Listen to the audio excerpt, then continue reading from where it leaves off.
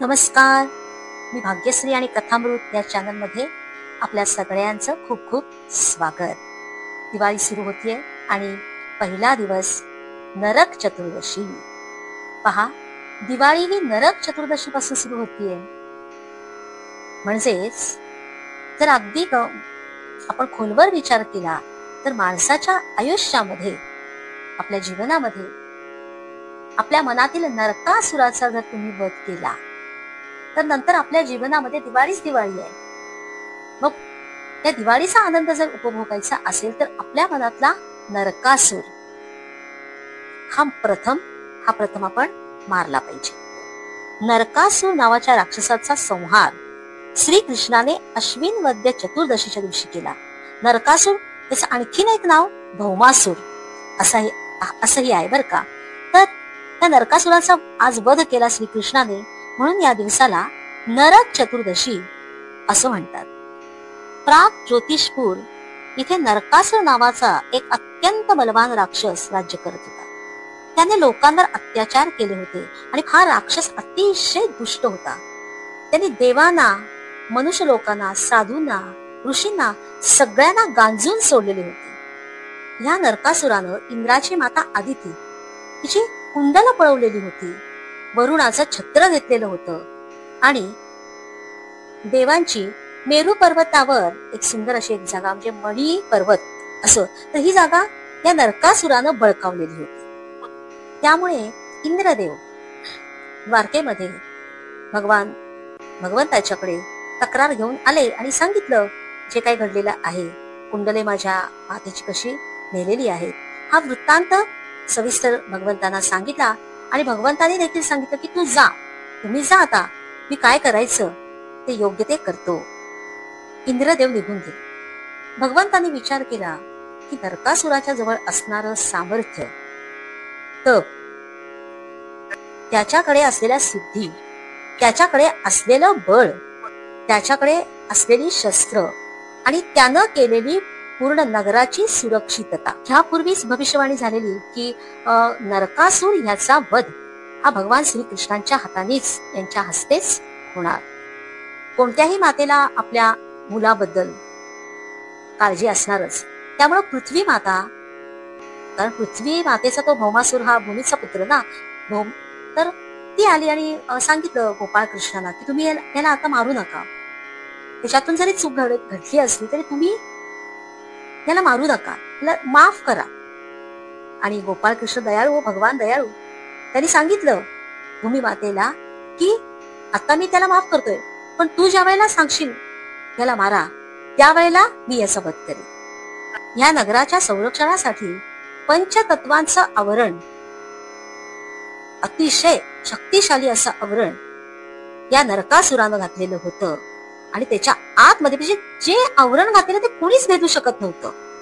आणि अशा प्रकारचं आवरण होतं आणि आतमध्ये तो राहत होता आपल्या सगळ्या कुटुंबाच्या सह. अनेक सुकुमारी, अनेक राजकन्या, अनेक ऋषी कन्या, अशा 16 सहस्त्र कन्यांना तिथं आणून त्यानं बंदिवासात ठेवलेलं. ज्यावेळी सर्वांना हा त्रास असह्य झाला त्यावेळी सर्वांनी गयावया करून त्या भगवंताची प्रार्थना केली आणि त्यावेळी श्रीकृष्ण सत्यभामेला घेऊन युद्धास झाले. कारण सत्यभामा ही भूमी देवीचाच अवतार. नगराच्या रक्षणासाठी या नरकासुरानं पंचतत्वातले इतके प्रचंड बलदंड अशी सुरक्षा कवच त्यांनी ते ठेवलेले होते की भगवंताच्या शिवाय पार करणं हे कुणालाच शक्य नव्हतं. तर भगवंतानी सुदर्शन सोडून हे जे काही सुरक्षा कवच होतं ते तोडून टाकलं, मोडून टाकलं आणि नंतर एक आतमध्ये मायावी शक्ती जी काही त्यांनी सोडलेली होती, तर भगवंतांनी आपला पंचजन्य शंख वाजवला, जो महाभारतामध्ये ते वाजवत होते. तर तो वाजवल्यानंतर ते आवरण देखील नष्ट झालं आणि नंतर नरकासूर आणि श्रीकृष्ण यांचं घनघोर युद्ध सुरू झालं आणि अक्षरशः देव देखील थोडेसे घाबरले. अशा वेळी सत्यभामा श्रीकृष्णांना म्हणाली की अहो तुम्ही इतकी दुसरी शस्त्र कशासाठी वापरताय, सुदर्शन सोडा, कारण सुदर्शनाशिवाय हा मरणार नाही. आणि ह्यासाठी श्रीकृष्णांनी सत्यभामेला इथं आणलेलं. का तर सत्यभामा ही भूमी देवीचा अवतार आणि तिला सांगितलेलं त्यावेळेला त्यांनी काय सांगितलेलं, श्रीकृष्णाने भूमिदेवीला ज्या वेळेला ती अभय मागायला आलेली आपल्या मुलासाठी, नरकासुरासाठी, त्यावेळेला तू सांगितल्याशिवाय मी मारणार नाही. आणि सत्यभामा ही भूमिदेवीचा अवतार, त्यामुळे सत्यभामेनं ज्या वेळेला सांगितलं की सुदर्शन चक्र सोडा असं सांगितल्यानंतर मग श्रीकृष्णाने सुदर्शन चक्र नरकासुरावर सोडलं. भगवंताने आपलं सुदर्शन चक्र सोडल्यानंतर त्या नरकासुराचं धड आणि त्याचं शिर हे वेगळं वेगळं झालं. आणि अशा पद्धतीने श्रीकृष्णांनी नरकासुराचा वध केला आणि आकाशातून सर्व देवतांनी पुष्पांचा वर्षाव केला. नरकासुराच्या वधानंतर भगवंताने देवमाता आदितीची कुंडलही परत दिली आणि वरुणाचं छत्रही परत दिलं. आता मात्र नरकासुराने 16,000 स्त्रिया ज्या आणून तिथं बंदिवासात ठेवलेल्या होत्या, श्रीकृष्णाने त्यांचीही सुटका केली. पण ह्या 16,000 स्त्रियांनी भगवंतांना एक अट घातली की आता आम्ही घराच्या बाहेर राहिलेलो आहोत इतके दिवस, त्यामुळे आम्हाला समाज स्वीकारणार नाही, तर आपण आमच्याशी विवाह करावा. म्हणून भगवंतांनी या 16 सहस्त्र स्त्रियांच्या बरोबर विवाह केला. नरकासुर वधाचा दिवस हा अश्विन महिन्यातील कृष्ण पक्षातील चतुर्दशी तिथीला येतो आणि म्हणूनच या दिवसाला नरक चतुर्दशी असं म्हणतात.